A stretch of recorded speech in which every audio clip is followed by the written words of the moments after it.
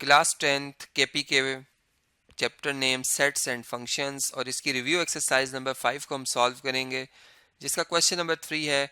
If A is equal to 1 2 3 5 7, इसके elements हैं A set के, बी सेट के हैं 2 4 6 और सी के हैं 2 5 एंड 9।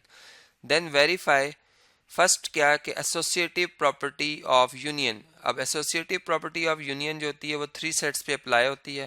यानी अगर इस प्रॉपर्टी को मैं यहाँ पे लिख दूँ तो इसकी लेफ्ट साइड पे आएगा ए यूनियन बी, ठीक है, और यूनियन सी, यानी ए और बी की पहले यूनियन फिर देन सी से, और दूसरी तरफ हम लिखते हैं A union and then B union C.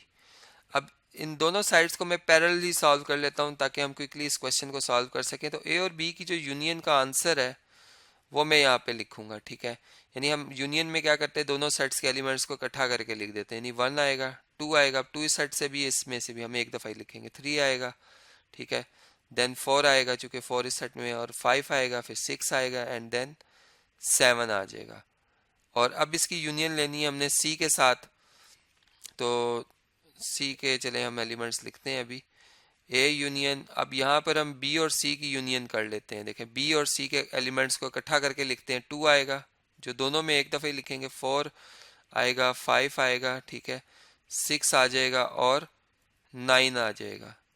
अब हमने इस सेट की जो हमारे पास ए यूनियन बी का आंसर है उसकी यूनियन हमने सी के साथ करनी है।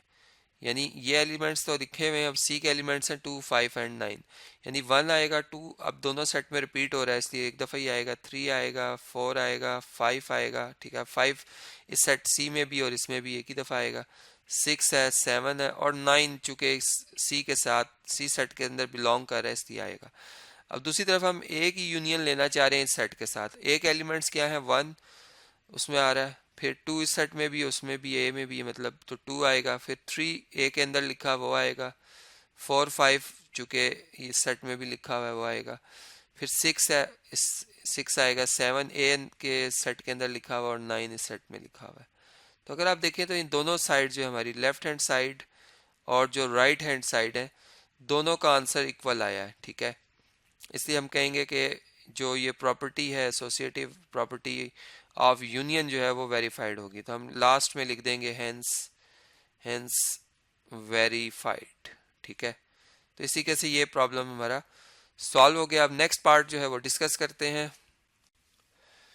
सेकंड पार्ट है जी, इसमें इस तरह से है कि सेट ए बी और सी जो गिवन है वो हमने इस पे वेरीफाई करना है एसोसिएटिव प्रॉपर्टी ऑफ इंटरसेक्शन को।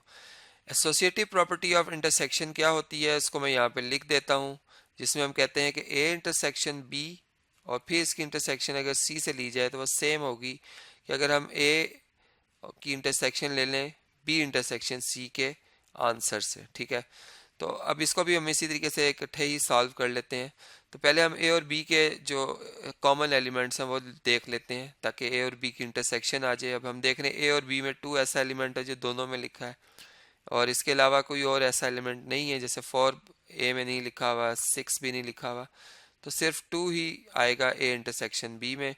और देन फिर हम इसकी इंटरसेक्शन लेंगे सी सेट के साथ। दूसरी तरफ ए की इंटरसेक्शन हमने लेनी है बी इंटरसेक्शन सी के आंसर से। तो बी और सी में कॉमन एलिमेंट अगर आप देखें तो 2 है, ठीक है, जो बी में भी लिखा और सी में, और इसके अलावा कोई भी ऐसा एलिमेंट नहीं है जो बी में भी लिखा हो और सी में भी लिखा हो, ठीक है। अब जो 2 है एक सेट और इसकी इंटरसेक्शन हमने सी से लेनी है, तो सी में भी देखें 2 लिखा हुआ और ये सेट जो है सिंगलटन सेट है इसके अंदर भी 2 लिखा हुआ, तो हमारे पास जो आंसर आएगा फाइनल उसमें सिर्फ 2 ही आएगा। और दूसरी तरफ अगर आप देखें तो ए सेट की इंटरसेक्शन ली जा रही है इस सेट के साथ जिसके अंदर 2 ही सिंपल लिखा हुआ है, तो ए के अंदर 2 मौजूद है, ठीक है। तो हम ये कहेंगे कि इस सेट के अंदर भी 2 आएगा, इन दोनों की इंटरसेक्शन में 2 आएगा, ठीक है, इस सेट में। तो लेफ्ट हैंड साइड और राइट हैंड साइड अगर आप देखें तो इक्वल आ गई हैं, ठीक है, दोनों का आंसर बराबर आ गया है। तो ये जो प्रॉपर्टी है एसोसिएटिव प्रॉपर्टी ऑफ इंटरसेक्शन वो वेरीफाई हो जाती है। तो हम लिखेंगे हेंस वेरीफाइड, ठीक है। तो इसी के से ये प्रॉब्लम भी सॉल्व करिए। अब नेक्स्ट पार्ट को डिस्कस कर लेते हैं। नेक्स्ट है जी पार्ट नंबर 3, जिसमें हमने इन्हीं तीनों सेट्स जो ए बी और सी गिवन हमें इनमें वेरीफाई करना है distributive property of union over intersection को। अब इस प्रॉपर्टी को चले मैं लिख भी देता हूँ कि सेट्स की फॉर्म में हम इसे कैसे लिखते हैं।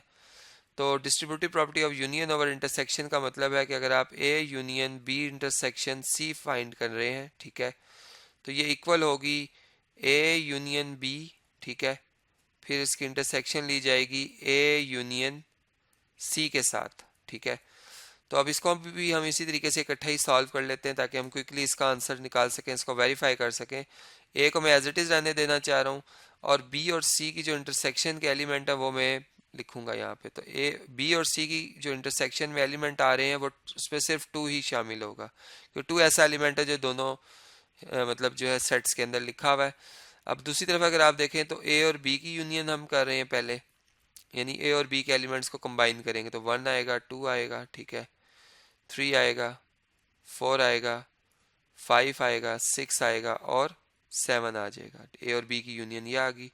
और इसी तरह हम ए और सी की भी यूनियन कर लेते हैं तो 1 भी आएगा, 2 भी आएगा, 3 भी आएगा, 5 आएगा, ठीक है, 7 आएगा और लास्ट में 9 आ जाएगा। अब अगर आप ए और इस सेट की जो सिंगलटन सेट है जिसमें 2 लिखा हुआ है इसकी यूनियन करें तो वापस ए सेट ही आएगा, क्योंकि 2 इस सेट ए में मौजूद है तो रिपीट हो रहा है और हम सेट के अंदर कोई भी एलिमेंट रिपीट नहीं करते तो ए ही के एलिमेंट सारे आएंगे, यानी 1 आएगा, 2 आएगा, 3 आएगा, 5 आ जाएगा और 7 आ जाएगा। जबकि दूसरी तरफ अगर आप देखें तो इन दोनों सेट के जो कॉमन एलिमेंट्स है उसमें 1 दोनों में लिखा हुआ है, 2 दोनों में लिखा हुआ है, 3 दोनों में लिखा हुआ है, 5 दोनों में लिखा हुआ है और 7 दोनों सेट्स के अंदर लिखा हुआ है। तो लेफ्ट हैंड साइड और राइट हैंड साइड दोनों का आंसर जो है वो बराबर आ रहा है। तो ये रिजल्ट जो है वो हम कहेंगे कि वेरीफाई हो गया। तो इधर हम लिखेंगे हेंस वेरीफाइड, ठीक है, हेंस वेरीफाइड। इसी तरीके से अब नेक्स्ट पार्ट जो है वो डिस्कस कर लेते हैं।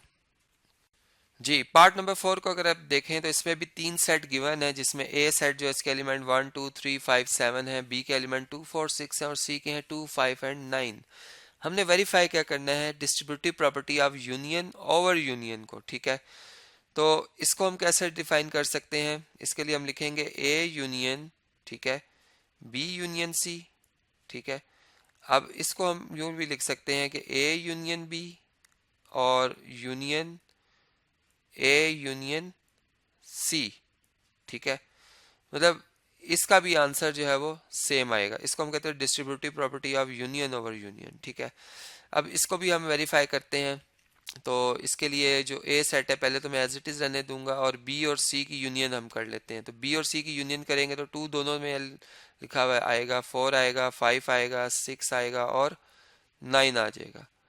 जबकि अगर हम राइट साइड की बात करें तो ए और बी की यूनियन में आएगा 1 2 3 4 5 6 7, ठीक है, 1 आएगा, 2 फिर 3 4 5 6 7, ठीक है।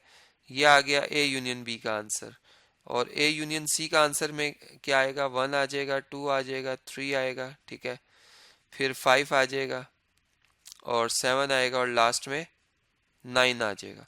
अब ए और इस सेट की अगर यूनियन की जाए तो ए में 1 भी लिखा हुआ है, ठीक है, इस सेट में भी 2 है, ए में भी 2 है, फिर 3 आएगा, फिर 4 आ जाएगा, 5 आएगा, ठीक है, 6 आएगा, 7 आएगा और लास्ट में 9 भी आएगा, ठीक है। जबकि अब हम अगर राइट हैंड साइड को देखें तो इन दोनों सेट्स की हमने यूनियन करनी है, 1 आएगा, 2 3 4, ठीक है, 4 आएगा, 5 आ जाएगा, 6 आ जाएगा, 7 आएगा और लास्ट में 9 आ जाएगा।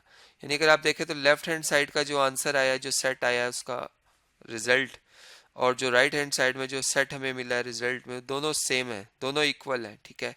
तो ये प्रॉपर्टी प्रूव हो जाती है, वेरीफाई हो जाती है कि distributive property of union over union जो है ये भी हम इन 3 सेट के ऊपर मतलब इनको चेक करके वेरीफाई कर सकते हैं इस प्रॉपर्टी को, ठीक है। अब जो नेक्स्ट क्वेश्चन नंबर 4 है वो मैं आपसे डिस्कस करता हूँ।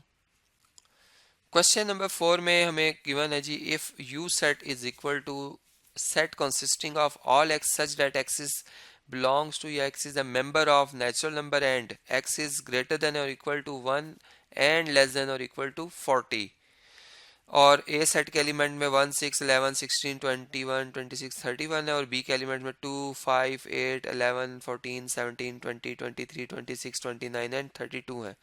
Then verify De Morgan's laws. तो हमने डी मॉर्गन लॉज को जो है वो यहाँ पर वेरीफाई करना है। तो उसके लिए हम सोल्यूशन स्टार्ट करते हैं।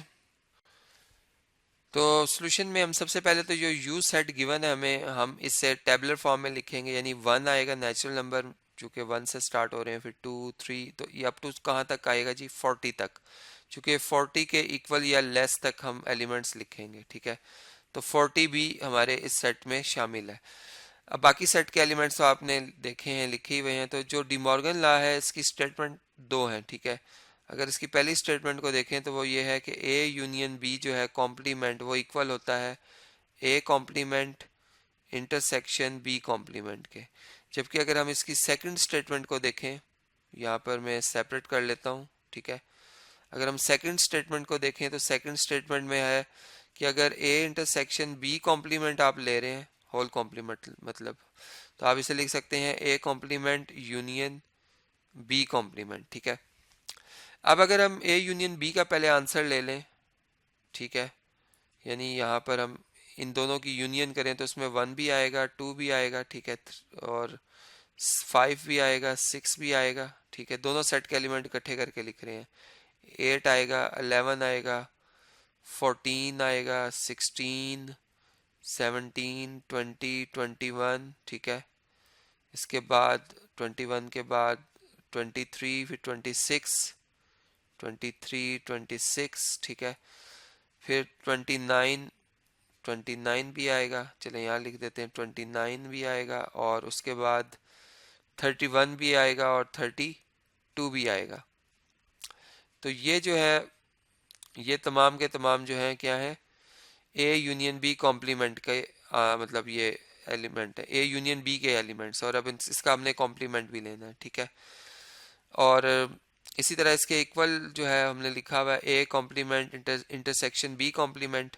तो उस पार्ट को चले हम इधर सॉल्व कर लेते हैं, ठीक है। फिर हम इस जो सेकंड स्टेटमेंट है डिमॉर्गन्स लॉ की, उसको हम बाद में प्रूव कर लेंगे, मतलब उसको अगेन लिख के प्रूव कर लेंगे, ठीक है। तो ए कॉम्प्लीमेंट कैसे आता है कि आप यूनिवर्सल सेट में से एक एलिमेंट्स को निकाल देते हैं, और इसी तरह ये इंटरसेक्शन का साइन है। और बी कॉम्प्लीमेंट का मतलब है कि आप यूनिवर्सल सेट में से बी सेट के एलिमेंट्स को निकाल देंगे। अब यहाँ भी हम यही करने जा रहे हैं कि यूनिवर्सल सेट में से जब हम इस सेट को, ये जो तमाम का तमाम यहाँ पे हमारे आंसर में आया है, ठीक है, अगर हम इस सेट के एलिमेंट्स को, इनका डिफरेंस मतलब ले लेते हैं, इनको निकाल लेते हैं बीच में से, ठीक है, तो हमें इस सेट का कॉम्प्लीमेंट मिल जाएगा, ठीक है। और दूसरी तरफ भी हम सेम यही वर्किंग करेंगे कि यूनिवर्सल सेट में से ए के एलिमेंट्स और इस तरह यूनिवर्सल सेट में से बी के एलिमेंट्स को हम निकाल देंगे, तो हमारे पास इनके कॉम्प्लीमेंट्स आ जाएंगे। तो ये वर्किंग जो है वो मैं आपसे स्क्रीन पे भी शेयर करता हूँ जी। तो आप ये देख सकते हैं कि ए बी और जो यूनिवर्सल सेट हैं उसके एलिमेंट्स क्या हैं। अब हमने यहाँ पर यूनिवर्सल सेट में से ये तमाम एलिमेंट्स निकाल देने हैं, ठीक है। तो इसका जो फाइनल आंसर है वो मैं स्क्रीन पे शेयर करूँगा आपसे। जैसे देखें, वन इस सेट में लिखा हुआ है और यूनिवर्सल सेट में भी, तो हम वन ही लिखेंगे, ठीक है, टू भी नहीं लिखेंगे, क्योंकि यूनिवर्सल सेट में पहले 40 नेचुरल नंबर हैं, ठीक है। तो अब थ्री आएगा, फोर आएगा, क्योंकि जो इस सेट के अंदर लिखे हुए वो हम नहीं लिख सकते नेचुरल नंबर्स, ठीक है।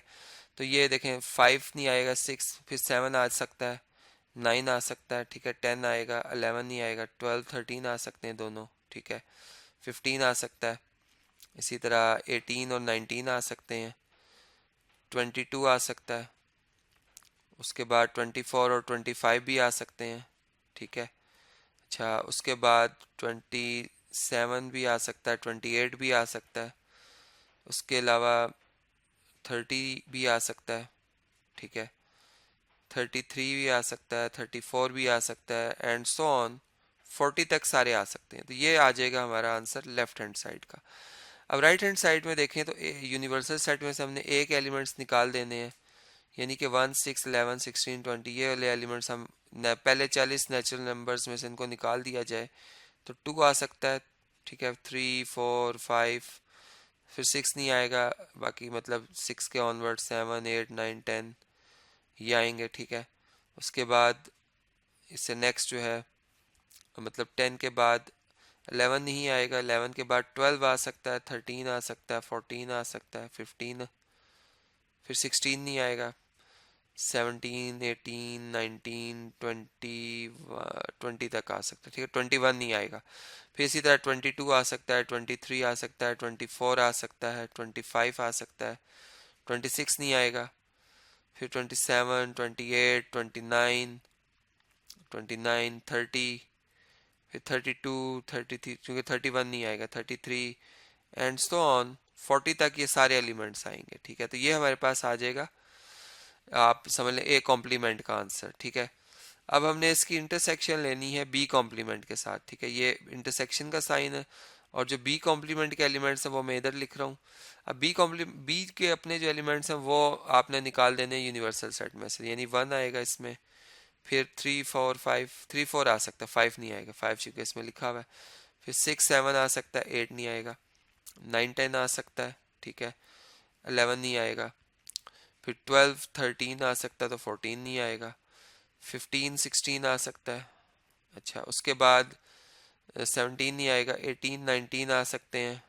20 नहीं आएगा। 21, 22 आ सकते हैं, ठीक है। 23 नहीं आएगा। 24 आ सकता है। 25 आ सकता है। 27 आएगा। 28 आएगा। अच्छा, 29 नहीं आएगा। 30 आ जाएगा। 31 आएगा। 32 नहीं आ सकता। 33 आएगा। 34 आएगा एंड सो ऑन 40 तक ये नंबर आ सकते हैं, ठीक है। अब आप ये देखें कि अब हमने ये देखना है कि इस साइड का तो आंसर हम ऑलरेडी फाइंड कर चुके हैं। अब जो हमारी राइट हैंड साइड है, इसके सिर्फ हमने वो एलिमेंट्स लिखने हैं जो इन दोनों सेट्स में हमें कॉमन नज़र आ रहे हैं, ठीक है। वही हमारे फाइनल आंसर में आएंगे, ठीक है। तो इस वर्किंग को अब मैं नेक्स्ट मतलब अभी शेयर करता हूँ आपसे स्क्रीन पे। जी, तो अब इनके कॉमन एलिमेंट्स देखते हैं, चूंकि इंटरसेक्शन में हम सिर्फ कॉमन एलिमेंट्स ही देखते हैं। 3 सेट में भी लिखा हुआ है, इसमें भी लिखा हुआ है, 4 भी लिखा हुआ है, ठीक है। फिर इसी तरह 4 के बाद देखें तो 7 इस सेट में भी है और इसमें भी है, ठीक है। 7 आ सकता है, 9 आएगा, 10 आ जाएगा, 12 आ जाएगा, ठीक है। 13 आ सकता है, 13 दोनों में है, ठीक है। उसके बाद 15 दोनों में है, 18 भी दोनों में है, ठीक है। और इसके बाद 19 भी दोनों सेट्स में लिखा हुआ है।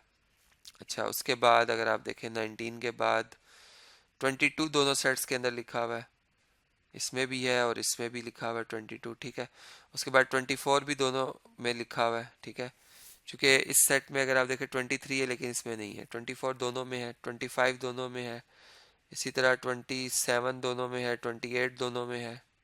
फिर 30 दोनों सेट्स के अंदर लिखा है, 33 दोनों सेट्स के अंदर लिखा हुआ है, एंड देन 34 भी है, और अप टू सो ऑन 40 तक। तो ये देखें अगर आप इन दोनों सेट्स को, तो ये एक्जैक्ट इक्वल है, यानी लेफ्ट हैंड साइड और राइट हैंड साइड दोनों बराबर आ गए, ठीक है। तो हंस हम कह सकते हैं कि जो प्रॉपर्टी वेरीफाई करनी थी, डिमॉर्गन्स लॉ जो है, इसकी फर्स्ट स्टेटमेंट जो है वो वेरीफाई हो गई है, ठीक है। इसी तरह जो इसकी सेकंड स्टेटमेंट है, चूंकि डिमॉर्गन लॉज दो हैं, जैसे मैंने आपसे पहले भी डिस्कस किए थे, तो उनकी अब स्टेटमेंट को प्रूफ करते हैं। सेकंड स्टेटमेंट का प्रूफ देखते हैं। जी, तो सेकंड स्टेटमेंट जो है, जैसे मैंने आपको बताया था कि वो थी A intersection B whole complement is equal to A complement union B complement का, ठीक है।